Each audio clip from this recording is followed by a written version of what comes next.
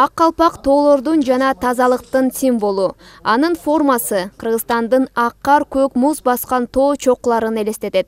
Өзүнө терең маанини камтыган ак калпак күнүн Кыргыз мамлекеттик Михаил Фрунзе мемориал үй музейинин жетекчи кызматкерлери тарабынан жыл сайын өткөрүлүп келет. Бул жолу кылым карыткан ак калпак деген темада өткөрүлдү. Анда Бишкек шаарындагы атайын кесиптик лицейлердин студенттери катышышты. Иш чаранын негизги максаты жаш муунга ак калпактын маанисин, маңызын даңазалап, терең түшүндүрүү болуп саналат.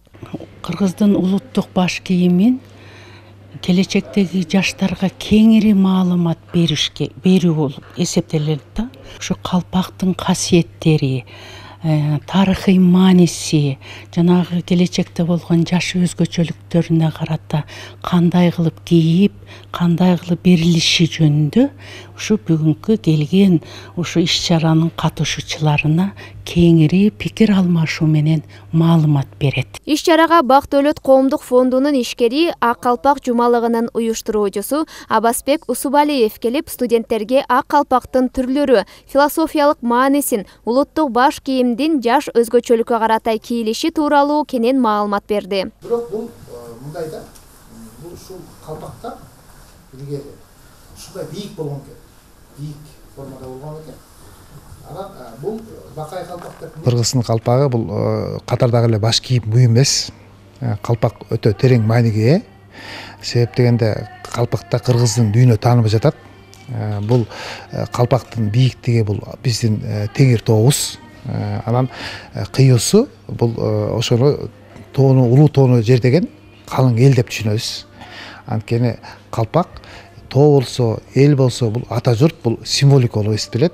Анткени калпактын ыйыктыгы ошол элибиз менен болсок, жерибиз менен болсок, элибизге кызмат кылсак деп ошол кийип жүрөбүз. Анан дагы бир белгиси бул ак белгиси, бул тунуктуктун, бийиктиктин, бул тазалыктын белгиси. Келген студент окуучулар улуттук баш кийим тууралуу кызыккан суроолоруна жооп ала алышты. Ак калпакты улуу муундар гана эмес, жаштар дагы кийишсе жана майрам күнү гана эмес, ар дайым кыргыз мырзалары башынан түшүрбөй жүрүшсө деген тилегин билдиришти.